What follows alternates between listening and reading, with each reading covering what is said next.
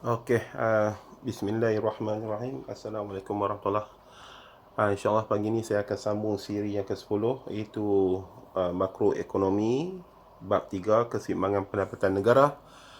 Dan kita akan sambung iaitu pendekatan yang ketiga, iaitu pendekatan ADAS, dalam keseimbangan pendapatan negara. Sebelum ni kita ada bincang pendekatan yang pertama, iaitu pendekatan AEY. Kemudian yang kedua, pendekatan suntikan bocoran. Dan juga pendekatan dan yang ketiga insyaAllah hari ini itu pendekatan AS, Aggregate Demand and Aggregate Supply. Jadi secara umumnya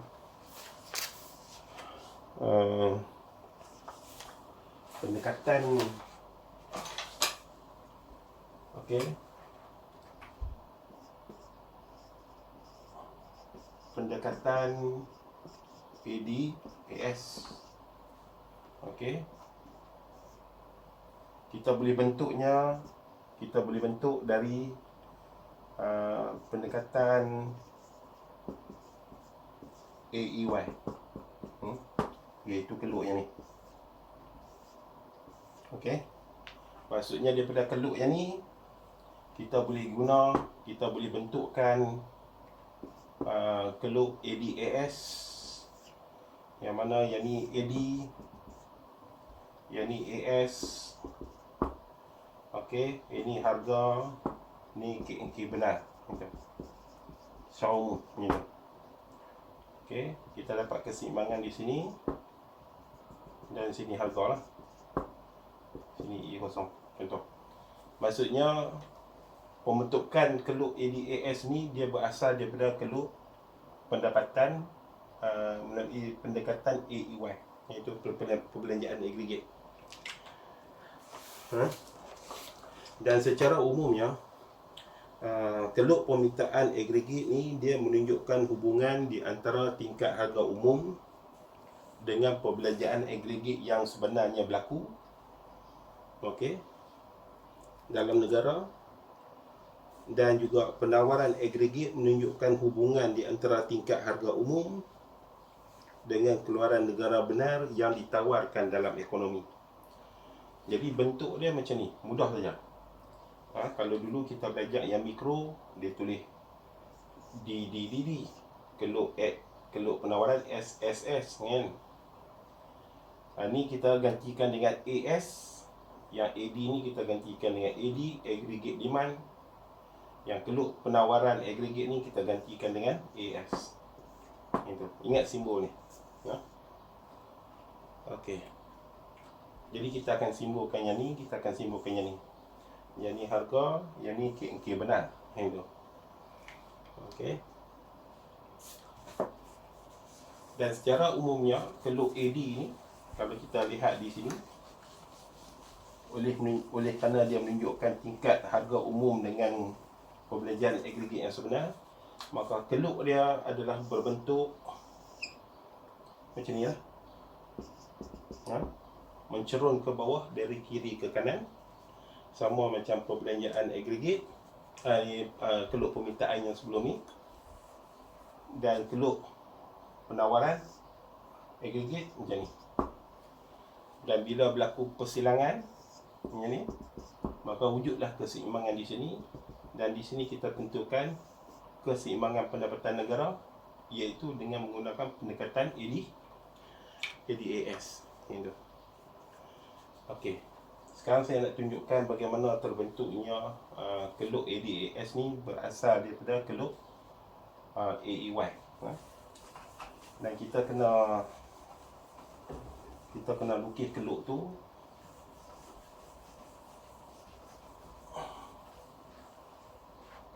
atas dengan bawah lah. Kalau nak pergi nampak ni mungkin kecil sikit lah. Okey, yang ni perbelanjaan agregat, ini pendapatan negara. Okey, Y sama dengan AE. Okey.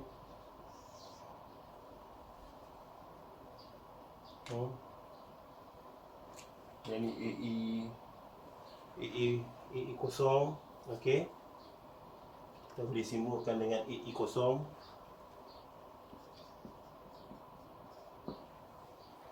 Ini keseimbangan dia. E kosong.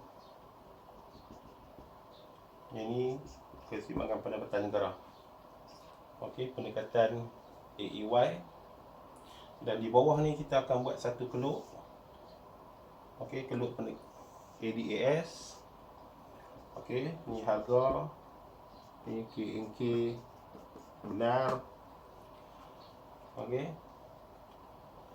Kita sambung bawah macam ni. Okey, kita sambung bawah macam ni. Dan kita tandakan pada tingkat pendapatan yang sama. Itu sini. Okay, katalah kita tandakan B contohnya. Okey. Okey. Dan AE ni kita andaikanlah pada tingkat harga P0 ni. Pada tingkat harga P0. Maksudnya harga umum dia P0. Okey. Apabila harga meningkat, okey, apabila harga meningkat daripada P0 ke P1, dia akan menyebabkan keluk perbelanjaan agregat akan beralih ke bawah. Maka AE0 dia akan jadi AE1.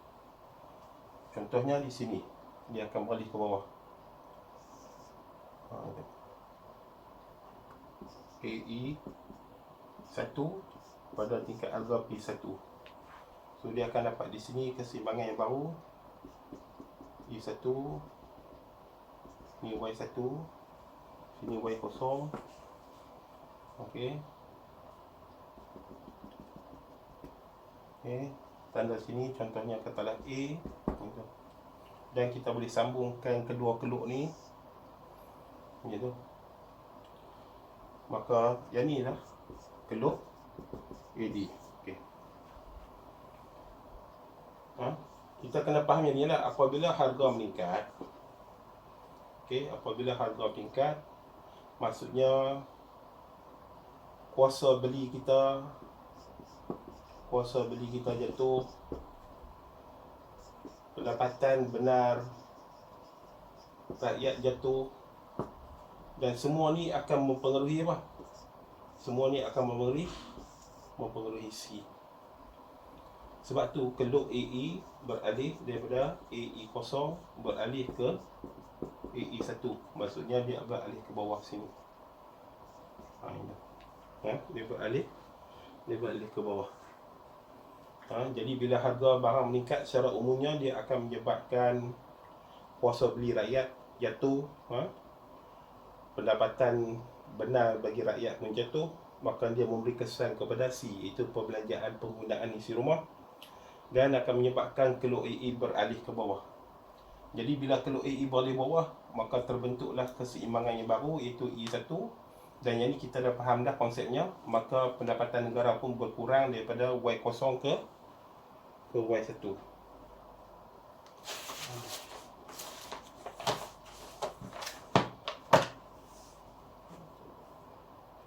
Okey.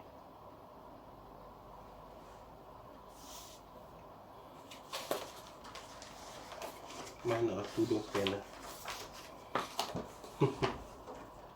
Tudung pen hilang lah. Oh ni dia. Okey. Jadi bila peralihan keluk AE ni, dia akan menyebabkan tingkat pendapatan ADAS pun sama berubah. Dan bila kita sambung keluk titik A dengan titik B, maka terbentuklah keluk AD. Jadi keluk yang mencerun ke bawah dari kiri ke kanan. So kalau soalan tanya bagaimana keluk AD terbentuk, so calon kena tunjukkan kedua-dua keluk ini dan juga proses ini. Tunjukkan hubungan, iaitu AD ini berpunca daripada perubahan keluk AE ini. Disebabkan oleh faktor-faktor tertentu lah. Dalam kes ni faktornya adalah dari segi perubahan harga. Dan sebaliknya lah. Dan sebaliknya. Okey.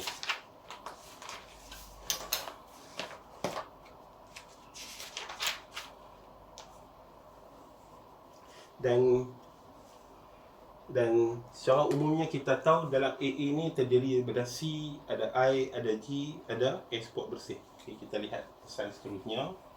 Saya padam ini dulu.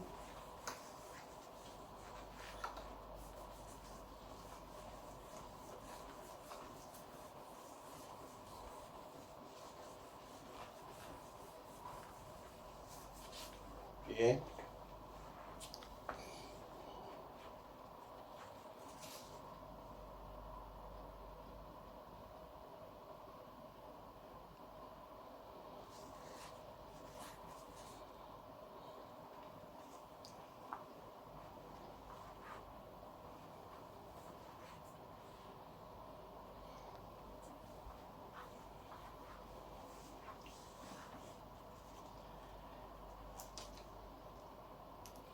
Okey, kemudian kita lihat sebelum saya nak jelaskan dari segi keluk AS, kita tengok apa dia punya komponen-komponen. Okey, komponen yang ada dalam A seperti biasa kita tahu C, I, G, X tolak M itu ekspor bersih.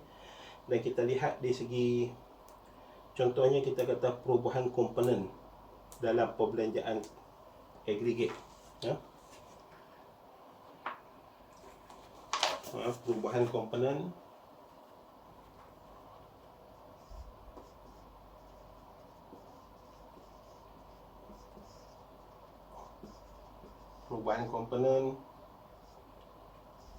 dalam EE. Jadi kita tengok apa kesan dia, apa kesannya terhadap keluk ADAS. Kita ambil contoh di sini perubahan G. Okey, kita ambil contoh perubahan G. Okey. Jadi kita lukis macam biasa.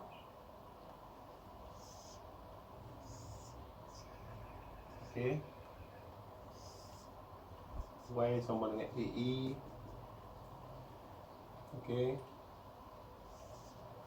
Ini AE kosong sama dengan C tambah I tambah G kosong. Terbentuk keseimbangan di sini E kosong Y kosong. Okey. Okey, yang ni standard keseimbangan dia. Yang ni standard. Dan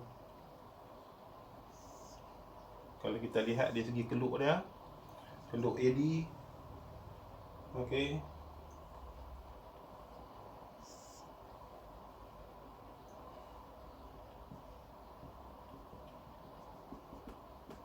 Y kosong.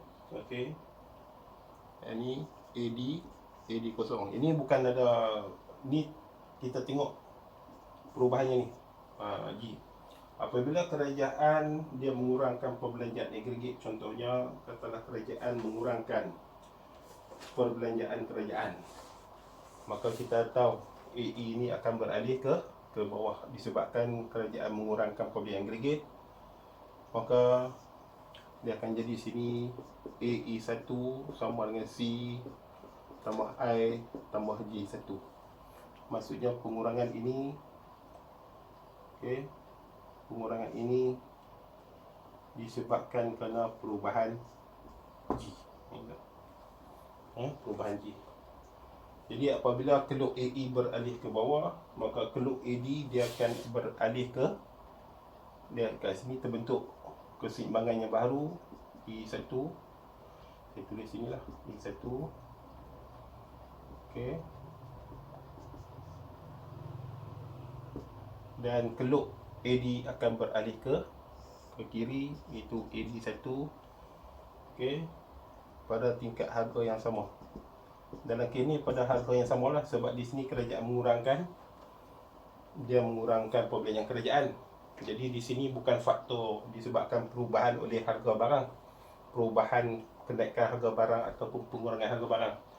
Jadi di sini nak tunjuk kata keluk ni akan beralih ke kiri, dan menyebabkan pendapatan negara pun berkurang daripada Y0 ke Y1. Okey, yang ni disebabkan oleh faktor perubahan G. Dan kita tahu dalam AE ada C, ada I, ada G, ada X tolak M. Maka di sini kita boleh lihat seolah-olah AD ni perbelanjaan agregat yang sebenar ni juga dipengaruhi oleh elemen yang sama, itu C tambah I tambah G tambah X tolak M. Maksudnya mana-mana komponen yang berubah dalam AE, dia akan memberi kesan kepada AD, sama ada AD itu beralih ke kanan ataupun beralih ke kiri. Dan contohnya kes ni, apabila keluk perbelanjaan agregat beralih ke bawah, maka AD beralih ke kiri lah sebab dia berkurang. Kalau bertambah, AE beralih ke atas dan AD beralih ke kanan. Konsepnya sama ya. Okey. Dan selain daripada faktor-faktor ni yang menyebabkan perubahan dalam dalam AE, dan juga akhirnya memberi kesan kepada keluk AD sama ada beralih ke kanan atau beralih ke kiri. Ada satu faktor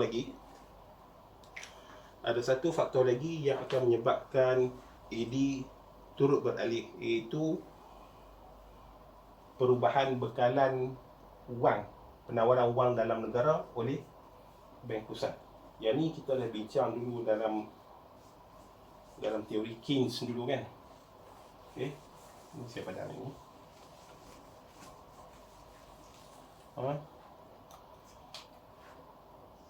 Yang kedua disebabkan perubahan bekalan wang. Faktor perubahan bekalan wang. Okey. Pertambahan bekalan wang oleh Bank Pusat semasa kemelesatan ekonomi. Maksudnya masa kemelesatan ekonomi memang Bank Pusat dia perlu menambah penawaran wang dalam negara. Ini akan menyebabkan peralihan keluk AD akan beralih ke kanan dan sebaliknya. Maksudnya jika kerajaan mengurangkan penawaran wang semasa inflasi, maka keluk AD akan beralih ke kiri. Itu. Okay, secara umumnya kalau kita lihat, saya lukis dulu contoh. Ingat lagi penentuan keseimbangan kadar bunga. Okey. Ini nanti saya ada video dia yang ni, kalau nanti saya hantar link dia. Okey, ni kadar bunga. Okey. Kuantiti wang. Okey. Dan ni keluk permintaan wang, jangan lupa. Tak berhenti. Keluk permintaan wang, jangan bersentuh dengan keluk ni sudahlah. MD. Ni keluk penawaran wang. Contohnya macam ni. Jadi kita tulis MS0. Dah berlaku di sini. Kadar bunga katalah R0. Sini adalah kuantiti wang Q0. Ini. Kita tak guna Q lah. Ini katalah saya guna W0 wang. Okey, nak guna M tak apa. Okey, apabila dalam keadaan ekonomi meleset, maksudnya peranan Bank Pusat, okey, dia perlu buat penambahan ke atas penawaran bekalan wang dalam negara.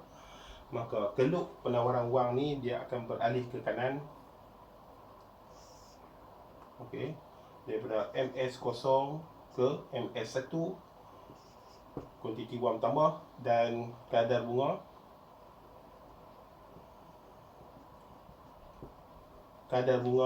menurun daripada R0 ke R1.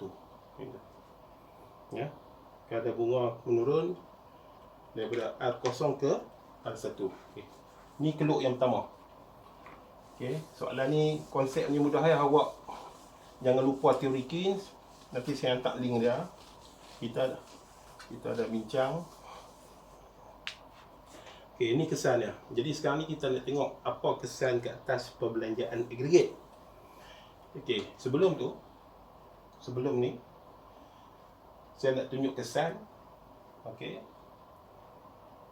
Apabila kadar bunga menurun,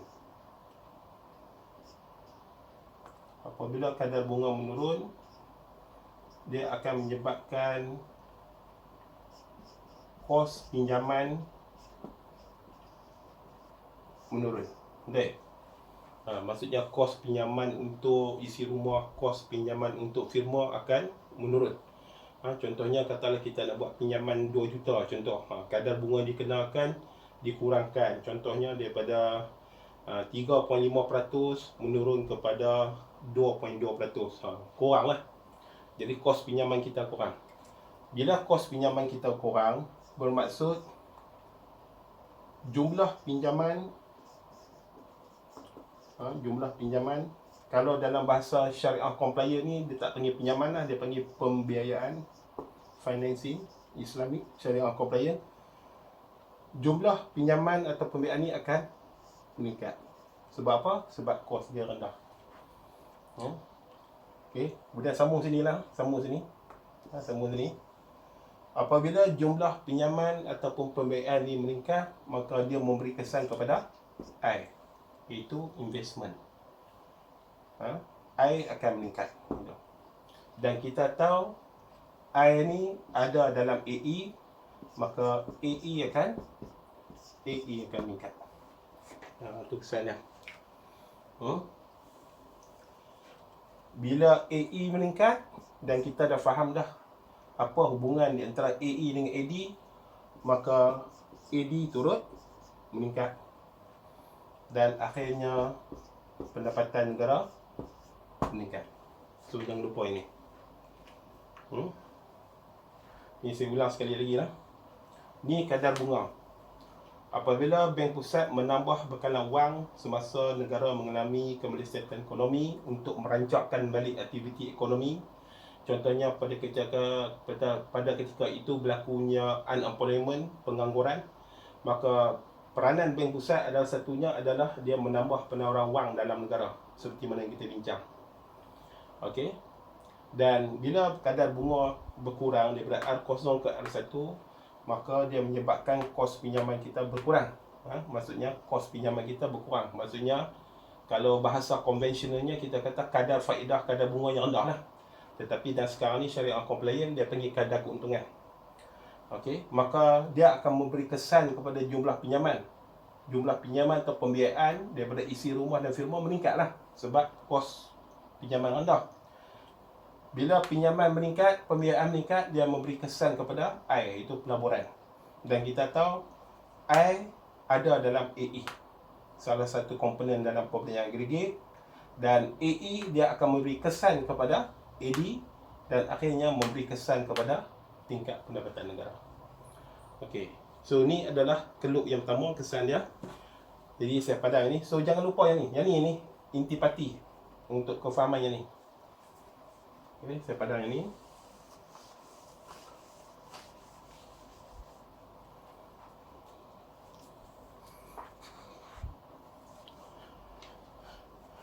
Okey.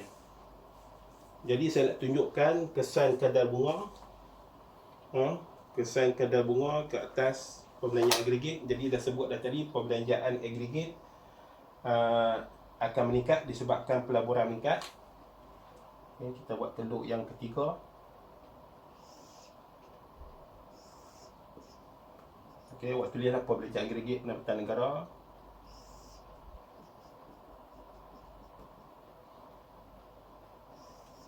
Okey, ni AE0 sama dengan C tambah I0 tambah G tambah X tolak M. Okey, ni E0, Y0. Apabila kesan yang tadi, okey, jumlah pinjaman meningkat disebabkan kos pinjaman yang murah, maka I meningkat, maka keluk AE akan beralih ke atas. Dia akan jadi AE1 C tambah I1 tambah G tambah N / M lah, tak ada ruang lah. Okey, peningkatan ini disebabkan kerana berlakunya peningkatan dalam pelaburan air. Maka keluk keseimbangan baru tercapai di E1 dan tingkat pendapatan negara bertambah daripada Y0 ke Y1. Maka ini akan menyebabkan ini akan menyebabkan AD0 beralih ke kanan daripada AD0 kepada AD1. Okey. Pada satu tingkat harga tertentu lah. Okey. Jadi Y0, sini Y1. Okey. Ni harga KNK benar. Okey. So 3 rajah ni. So tajuk dia yang ni, jika berlaku perubahan bekalan wang, dia akan memberi kesan kepada kadar bunga dan akhirnya memberi kesan kepada perbelanjaan agregat dan akhirnya memberi kesan kepada keluk permintaan agregat. Okey, yang tadi itu saya tunjuk perubahan kerajaan. Kalau harga dia memberi kesan pada C yang tadi. Okey, boleh. So saya rasa dua ni adalah jelas untuk menunjukkan kesan AD disebabkan kerana berlaku perubahan dalam AE lah. Okey.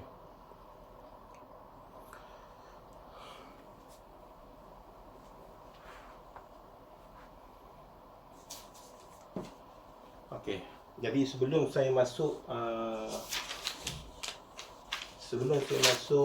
part berkaitan tentang keseimbangan ADAS, saya akan buat video seterusnya.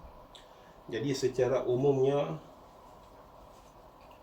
saya padam ini.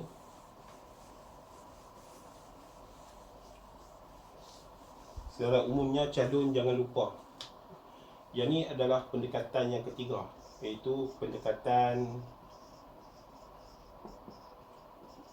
ADAS. Dan pendekatan ADAS bentuknya ni harga, ni KNK benar, ni AD dan ni AS.